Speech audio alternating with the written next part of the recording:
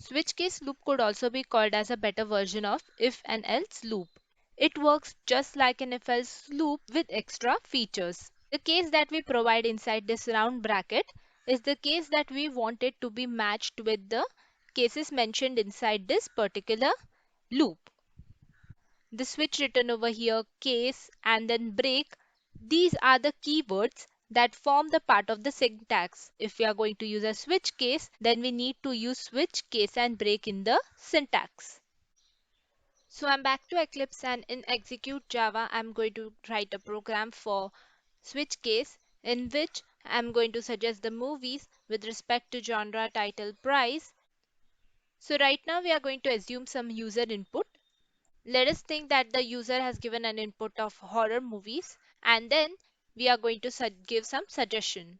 Here I have written a switch case for the genre part where I am going to mention the cases which could be horror. Here I have mentioned the other cases such as romantic, thriller and comedy, and we are going to give a suggestion saying that if the user wants a suggestion for a horror movie, then we are going to give it to him. Say Insidious chapter 1,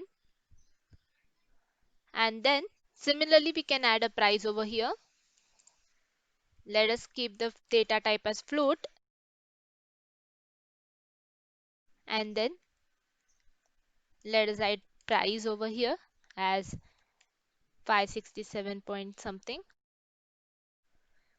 So you can now write a print statement in which you will say this is the suggested movie,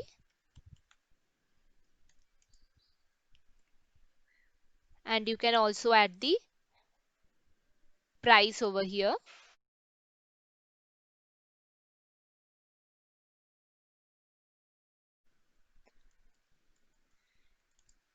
The suggestion that we are going to type over here, and also the price. So let us execute and check. You can see that the suggested movie and the price of the movie has been printed in console. You can add more to this particular code, like you want 2 or 3 movies to be suggested. If the user has watched this particular movie, you can suggest something else. There is a certain rule that switch loop can be only used with int, string and enum data type. I'm just going to give you an overview of what is a enum variable. Enum is actually not a variable, it's a kind of a data type, but we define it without using a data type. So something that does not have a data type is called as a constant. In a mathematical equation, we have x plus y is equals to 1. So 1 over there is a constant. A variable, we can change the value of the variable. But in constant, we are not able to change the value of the constant.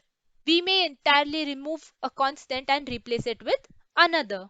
So let us see an example of it. An enum variable can be created in a class.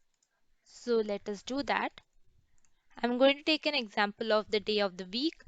You can mention all the days over here, like Monday, Tuesday, Wednesday, Thursday, Friday, Saturday, Sunday. After doing this, we are now going to create the switch case, day of the week variable.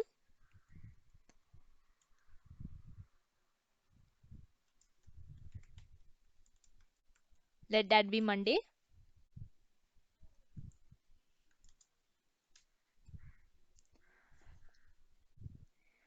So this is how you create a enum variable. Now I have created this enum variable because we have to add it to the switch case as an input.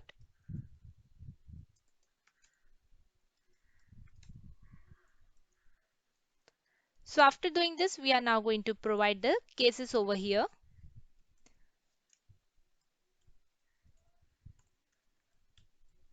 The case name and the enum variable name should be same. So I'm just going to repeat again. This is the enum variable. We have given all the constants that we want in the day of the week. In this variable named variable, we are going to give the input, and the input is Monday. So when this Monday matches with the case Monday, we will be able to execute the code that is written inside this. So let us just add a, so I have just added a print statement in Monday.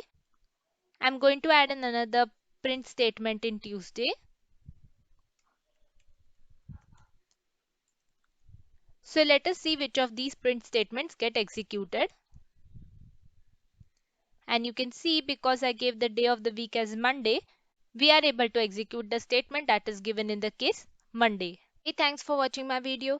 If you like this video, do like, share and subscribe this YouTube channel. Thank you.